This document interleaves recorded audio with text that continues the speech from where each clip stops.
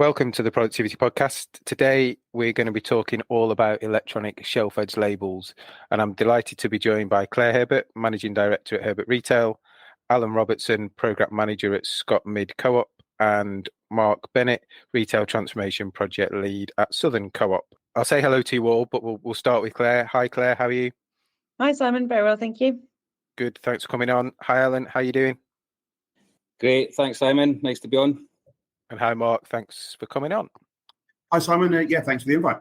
We'll find out a bit more about Herbert Retail first. Then we'll dig into what electronic shelf edge labels are all about, why the team at ScotMid and Southern have decided to move forward and implement some of the benefits we've seen, and then maybe some of the future things that having this platform in place unlocks. So, Claire, we've known each other for a while, but for those that aren't necessarily familiar with Herbert Retail, give us a bit of background of what you guys do, where you've come from.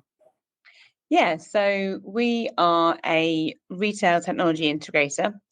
So we're not linked to, we're not a manufacturer, but we take a manufacturer's solution and we make it work in the way our customers want to across their retail estates. We've been working with sort of big players, medium players, smaller players for a long time. We were set up in 1760 in London, so we've been going for a while.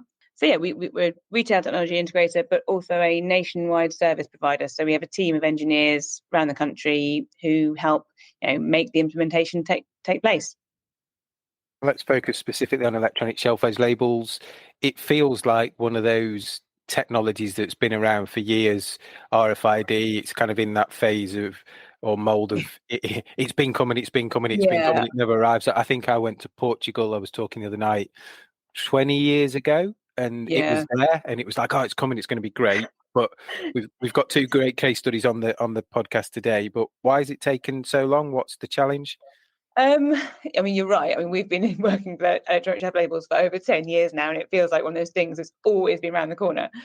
I think partly it's because in Europe, where they're more common, there is a sort of greater regulatory penalty for discrepancies between your price tickets and your POS. That's one thing. I think the ROI just hasn't quite been there for UK retailers. But I think, with everything that's happening at the moment, so labour rates going up, shortage of labour, inflation being important, I think the return on investment is becoming easier to prove for customers. And I think, people like ScotMid and Southern are seeing the benefits, as I'm sure we'll find out. Absolutely, yeah. The one thing I wasn't aware of actually was that in Europe the penalties for having wrong pricing are so severe that it kind of forced them years ago to do it. But okay, so let's start from the start then with Alan and Mark, and try not to teach people to suck eggs, but maybe Alan will start with you. Just talk us through what the pre-electronic shelf edge label price change process was. So if I maybe kick off with somebody in head office decides that next week you're going to change 500 labels, some prices will be going up, some will be coming down because of promotions, competitor activities. What typically happened from there? Well, from a central point of view, Simon, we sent out our new promotional tickets from the centre, and those were distributed to stores. So the distribution company had to send them out. They were also separated for stores centrally as well. And these are all the new promotions that are going live in that new promotion period.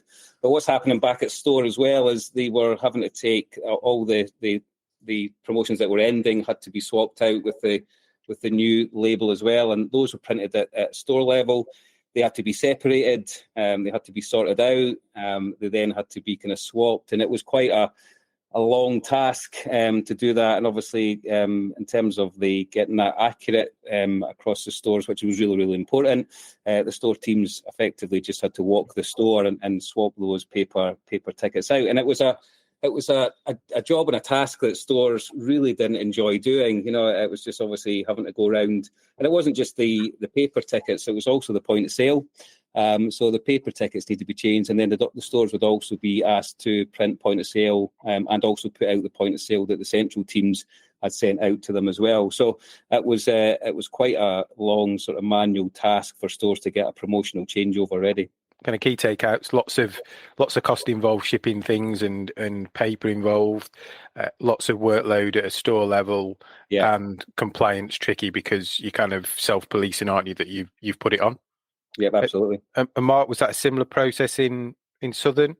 Yeah, no, a little bit different to ScotMid. So ScotMid send their labels out already ripped up. So we don't do that. So we would send the price changes to the store on a Monday. And then we would get the store colleagues to push the print button and print out, in your example, kind of 500, 600 labels, and then rip them up in store and then follow exactly the same process as what Alan said. So we had almost an additional step in there compared to what ScotMid did. So I think we may have answered this, but Alan, what first drew the attention to electronic shelf edge labels being something you might try and then roll out? We had looked at this a few years ago, Simon, but like Claire was saying, we just couldn't make the business case work at that time. I think there's probably been a few reasons that we looked at it again. So a couple of years ago, we looked at it again. The first one, we had been going through quite a large digital transformation strategy, looking at digital screens, looking at bringing paper onto a kind of digital platform, and paper tickets was the last thing, one of the kind of last things left that wasn't very efficient in terms of kind of putting it. So we were really keen to kind of make that move for obviously all the benefits that we thought were there. We've done quite a lot through our Make It Simple program as well in terms of trying to be more efficient and looking at all of our tasks in store. And again, we kept on coming back to the promotional changeover and paper changing process. That's something that was taken time for our store teams to do. And we wanted to have something that, we knew that it just wasn't a great task for our teams to do, and, improve, the quality of life for them in the store and actually make that whole process more efficient. And then when we started to talk to Claire and the team round about electronic labels, it wasn't just about price changing. We started to realise the more things that these labels could actually do, because they'd moved on quite a bit since the last time that we looked at them. So the business case opened up for us, and it's been great to kind of, from the first store that we landed, to see the benefits that we hoped were there come all the way through our rollout. Yeah, and I think there's one story which I'll share. And I remember visiting one of your trial stores. It was probably early after lockdown, and the store manager said, "We'll do anything to be more efficient, but don't take away my electronic shelf edge labels." So that's quite rare for store teams to be that passionate about something that goes into store. Well, I remember, Simon, we asked the store, well, again, one of the things that we asked the very first store that you've seen, and he was adamant he was not moving from that store to a paper store after we installed it. So one of his biggest requests is, please don't transfer me out to a paper store. No, and I understand, having run retail stores, putting on promotions was a huge effort. Getting the pricing done was a huge effort, and to try and be compliant. But also, if I'm honest, we never really, I don't think, put all the POS on. There was always shelf talkers or headers that were spare or stacked that somebody was going to get to. So our compliance was as best as we could get with the resource we had, but probably company-wide was never great, which isn't great for suppliers. Was that a similar story again for Southern, or did you have a slightly different take on it? No, exactly the same as Alan. So yeah, it's one of the biggest tasks we ask our store colleagues to do every week. So it was that piece we need to look at from a kind of team morale, and the project I'm working on, Right Store, is about removing tasks in store and kind of making life easier at the coalface, and this kind of tick those boxes for us. I think you've also got the other piece as well with the impact of cost price changes at the moment, both increasing and decreasing. So this gave us, or gives us, the control to kind of react to that quicker than we do in a current paper world. Yeah, I think it's fair to say in some European, and I'm not saying we should get to this, European kind of petrol station environments where they've got electronic shelf edge labels, the prices fluctuate throughout the day as traffic moves. So more expensive maybe at peak and then out. Claire, I mean, $1 million question you're always going to get asked is benefits. So talk us through some of the kind of general benefits that you're seeing your clients get, and as Herberts, you've got a point of view on. Yeah, so I suppose the sort of, when sort of custom retailers are considering ESELs, the sort of harder benefits they're looking at are the sort of the potential for labour saving in stores, and also the sort of the paper printing postage saving you can make, and environmental and sustainability gains connected to that as well. In terms of the ScotMid rollout has been really educational for all of us. I mean, it's it's really powerful when you realise that, at the beginning of October, ScotMid updated across 188 stores in less than 3 hours. I mean, the ability of stores for that to happen is, it's a really powerful comparison to what previously would have taken a long, long time. The benefits from better accuracy, as Alan said, your promotional timing is correct. Your promotions go on when they should and come off when they should, so you've got no loss of additional margin, no loss of additional revenue from that. But also the softer benefits are a really big thing. Difficult to put into an ROI calculation. I sort of get that, but and I hope I'm not speaking out of turn when store staff were taking labels home and tearing them up in their own times on Tuesday night before the updates, which is not really what you want your store staff having to do, really. So, and they don't have to do that now. And you've got fewer customer complaints because you've got fewer discrepancies. Queues don't build up if that happens, and you're just reducing the number of poor experiences the customer has in that store. It was really good to see when we went round sort of 5 or 6 stores last August, of the first ones that had been put in, and universally the store managers were like, "This is brilliant, don't take this out, we love it." And it gives them a bit more, the stores look better. They gives them an uplift, like it kind of looks tidier and cleaner. And so I think the soft benefits are difficult to put into an ROI calculation, but they shouldn't be underestimated. No, absolutely. I think there's also those pieces, as Mark talked about, so that price and agility in a world where everybody's price sensitive at the moment and looking to be competitive or aligned, but maybe also reductions. So again, back to my retail world, you'd get the customer that comes and says, "Oh, it's scanned at £2.50, but the price ticket says £1.50." Yeah, exactly. I think there's that. And I suppose to date, retailers have predominantly looked to replace the processes they have at the moment with electronic shelf labels. So they're sort of doing what they were doing, but electronically. There is a scope to say, well, actually, could we change our ways of working a little bit and make ourselves more adaptive to certainly more adaptive to cost price inflation that the retailers face, and reacting to competitive discounts, that sort of thing. The sort of, when you know that you can change your entire estate's label prices in 3 hours, you can do quite a lot with that. Absolutely. Mark, are those all the kind of things that you've been seeing? Any others you'd like to add? I think Claire's list is exhaustive and pretty much complete. I think just a bit to echo on there. It's the soft skills piece is the one that's really, really hard to measure. But echoing both Alan and Claire's points there, we had exactly the same situation where we've had stores that have clearly got this technology in. And when you go visit the store, the first thing the store manager and even the duty manager population start saying is, "Don't move me from this store. We want to keep it." We've actually had a couple of examples of where we've moved people from a digital store to a paper world, and they forgot how bad it was having to do that Monday, Tuesday, Wednesday job. So I think that's really, really powerful, but one really difficult to put down on a return on investment, I guess.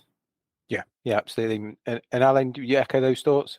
Yeah, I mean, we've finished the rollout now, Simon, and back to what Mark and Claire were saying, the number one thing in terms of how the store teams have reacted to electronic shelf edge label has been absolutely tremendous. The teams absolutely love them, and how quickly they move into that digital world. And I talk to store teams all the time recently, and they say they just can't think about going back to kind of paper ticketing because of the way that the operation has changed significantly so much.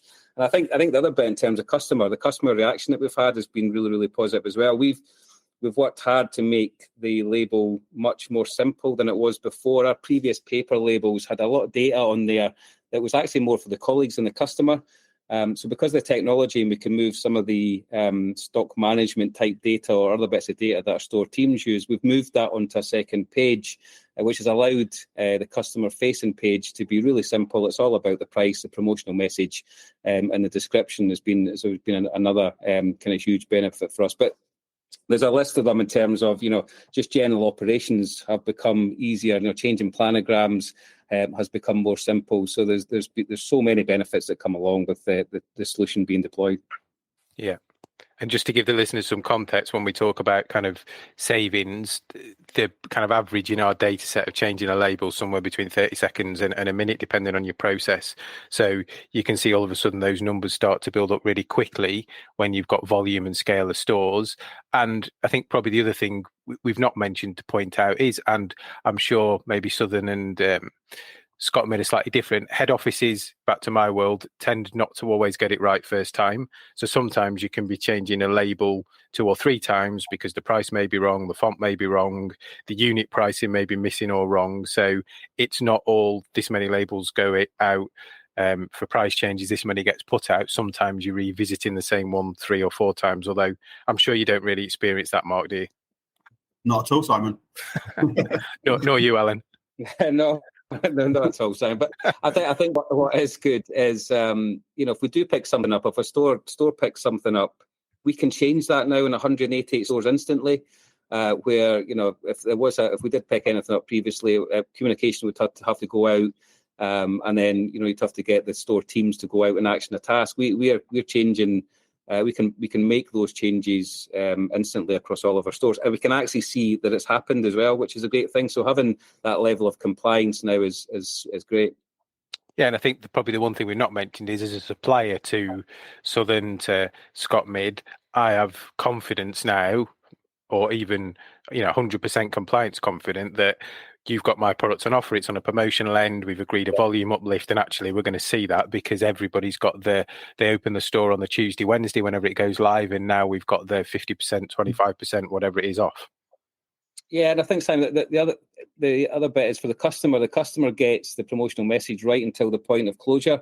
So on a promotion change, those promotions are live until 10 p.m. And also the customer on a new promotional change, the minute we open the door in the morning, have got those promotional messages, the new promotions live the minute they come shopping in at the store. And, in a paper world, the stores have to start removing some of those promotional messages off early. And, in the morning of a promotional changeover, they can't get all of those bits of point of sale or tickets out. It takes them a bit of time to get all of those live. So we know that we've got our promotional messages on more accurately and for longer.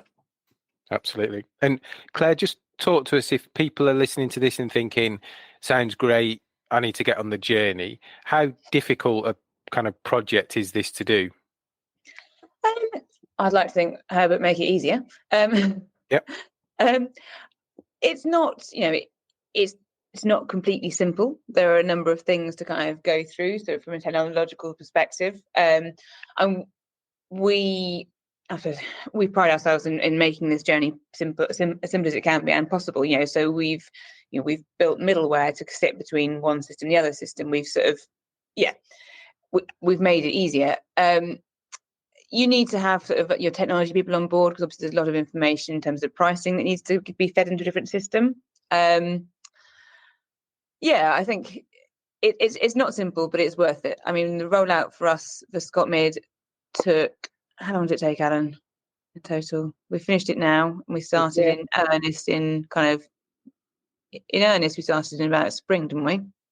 Yeah, we deployed 2 or 3 stores a night, Simon, with Claire, and I think once you have the initial setup done, when we collaborated with Mark and Claire to really kind of look at the initial setup of stores, actually the rollout itself has been kind of fairly straightforward, and I think because stores really get to grips with it straight away. Again, for a change project, Simon, to land this, the stores are picking up the solution straight away and sort of running with it. So it's been great in terms of, you're not having to go back because the deployment's been great. They love the system. It's so much simpler than it was before.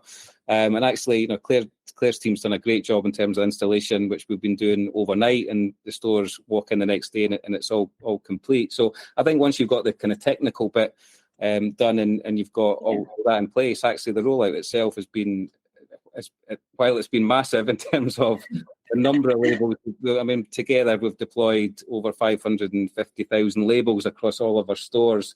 We managed to actually get the rollout part of it and deployment part done pretty quickly this year. Yeah, like I said, we're doing 2 or 3 installs a night for kind of good stretches of time. Maybe 6 weeks and a break, for a week. So it's we've been running fairly intensively, haven't we? And it's worked fine. And so to kind of summarize, there's a technical piece, clearly not necessarily up front, but at the initiation of the project around data flows of price changes up and down, all that kind of techie stuff that's way over my head. Then there's the operational bit of how we install the labels, how we turn them on and make them work. But I think, Alan, you hit the nail on the head of, because it's almost a pull project from the stores of, this is making my life easier, and a process that, you know, is tricky and long-winded. Almost from the change piece, they're saying quicker, when can I have it, rather than you having to do lots of education, lots of hearts and minds stuff to get them to believe. They kind of can see it instantly. Yeah, absolutely. We had stores emailing us every week asking when electronic labels were going to be deployed in our stores. And we, you know, in terms of we didn't how we rolled it out at stores, we've done a lot of how-to videos. The solution is that simple to use and has been working that well that we just done some how-to videos. Claire's team done some training on site when they've done installation, but we just backed that up with some simple how-to videos, and that's been enough for our store teams to get a grip of the solution, because it works really, really well, and it's so simple to use. I suppose from her perspective, the installation side, we are used to nationwide rollouts. We've been working with supermarkets for years and years and years. So nationwide rollouts are not a sort of scary thing for us, and it's been it's been a busy deployment, but it's been a good one. And I think, like you say, it's simple for the staff to use, the handheld devices, the app on handheld devices. It all sort of makes sense. So yeah, there's been no real. So certainly, the staff adoption has been brilliant. Excellent. And Mark, you're slightly earlier on the journey, but in that kind of rollout phase. So following the same kind of pattern, seeing the same results. Yeah, absolutely. Yeah, so we're a little bit behind, Alan. So we start our rollout in about the next kind of 2-3 weeks, and we're going to start with 2 stores a night as well. So I think, yeah, similar place. And I think just to echo some of the points that Alan said, solution-wise is dead easy to pick up. The training of store colleagues is so straightforward. They just kind of pick it up and run with it. It's so simple to use. And I guess the bit just to reassure again as well, and echoing Alan's point, you know, when I'm out on store visits, the first question I get asked, and if I had £1 every time someone asked me for it, I'll be quite rich, to be fair, is when can I have it? And it's one of those projects that you're pushing on an open door. Stores want this, and they want it kind of yesterday. Excellent. And that, so we get them in, that gives us this foundation layer. It replaces current process, reduces some labour that you can reinvest, or it's a cost saving, however you wish to kind of play that forward. But I think one of the things maybe yourself, Alan, mentioned was it opens up lots of future opportunities. So have you got things in mind that this can then influence moving forward? Yeah, and we're starting to use now. We're across all our stores. I mean, for the Halloween campaign, we deployed a Halloween template across all of our Halloween related products. And in the past, we would have just sent out a blank bit of point of sale and asked the stores to print that and make sure all the Halloween products had that point of sale in front of it. We've actually can accurately now have that messaging for the customer. And then we're going to take that Halloween message off as well to make sure that we're back to fully complying. And we'll be doing the same for Christmas. And the stores won't have to do anything. You know, all of that will happen. It's all automated overnight. So they walk in the next morning. All those new Christmas or Halloween or seasonal templates are now live. And other bits now that we're starting to look at, there's a flash and light technology on there, Simon. And we run a home delivery service in some of our stores. We think we can use that light to pick the delivery. Rather than picking off a kind of sort of pick list and just using that light to do that. We're looking at how we can integrate stock figures into the ESEL, so to make it much more simple for colleagues to understand out of stocks, and making sure that they're going through the back and picking the right stock for availability purposes. But things like, stock management tasks, we could use the LED light to notify the teams of doing certain things. It could be date coding, could be in there to notify teams to check products if anything's coming up to its shelf life. And then it's also things like legislation in the future. We're protected a bit there that, things like the deposit return scheme, if we had to display different prices, we can put those legislation changes across all of our labels quite quickly without the need for stores to change anything. And that just gives us any kind of future legislation changes we can do centrally and just deploy that across the labels. So I bet trading standards love you now. You must be like top of their tick good job list. Yeah, we've engaged with our trade standards colleagues, and we've shown them the system, and again, they're really impressed at the accuracy. Really impressed in terms of the how accurate it has been. So yeah, it's definitely from a kind of price accuracy point of view, it's been great.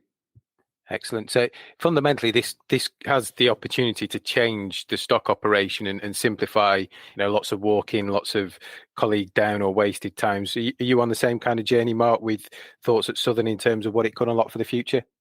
Yeah, absolutely. He said exactly the same stuff as Alan's mentioned. I think other bits to kind of pick up on is that legal messaging. So if the government wanted to change from Think 25 to Think 26 in a paper world, we'd have to send down a new barker and get stores to rip that out, and then put it out.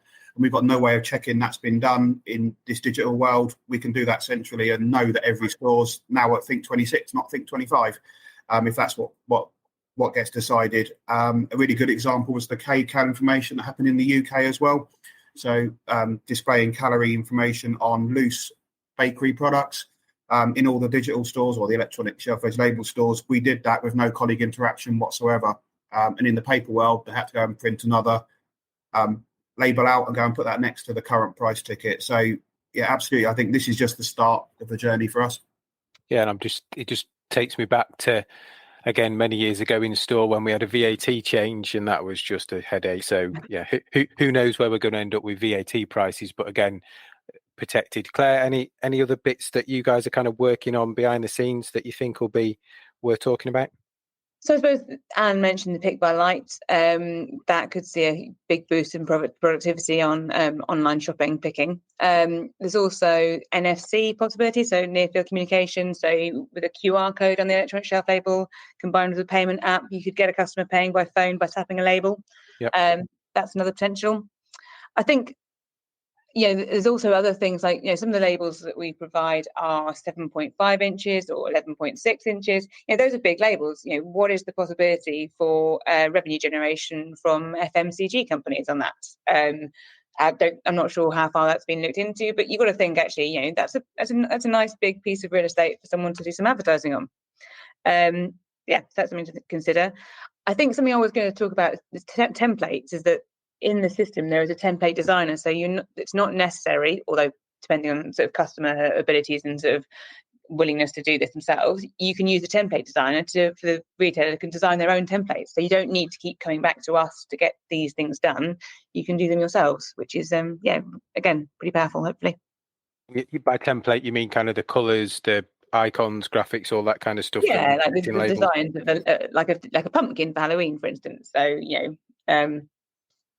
more complicated custom template designs tend to come back to us for sort of a short bit of development, but the template designer allows retailers to do their own templates.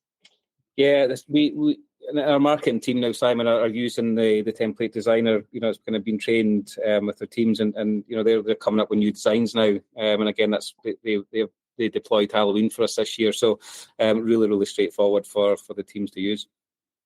Brilliant. Well, we'll pause there. I think it's one of those techs, as we kind of said at the start, that's been on the horizon for a while. Clearly, it's coming over now at a pace, which is great to see. Alan, Mark, I mean, I've seen it in both of your estates. It looks brilliant. Colleagues love it. Customers love it. I'm really excited to see what you do in the future in terms of unlocking those potential benefits. Claire, if people want to find out a bit more about Herbert itself, retail group, and around specifically electronic shelf edge labels, where's the best place for them to find you? I go to our website, which is www.herbert.co.uk, Herbert being HERBERT. That's the best place to start off. Brilliant, and we'll put that in the show notes. So just leaves me to say, Alan, Mark, Claire, really appreciate your time coming on, and we'll catch up soon. Great, Simon. Catch up soon. Thanks. Thank you very much. Yeah, thanks, Simon.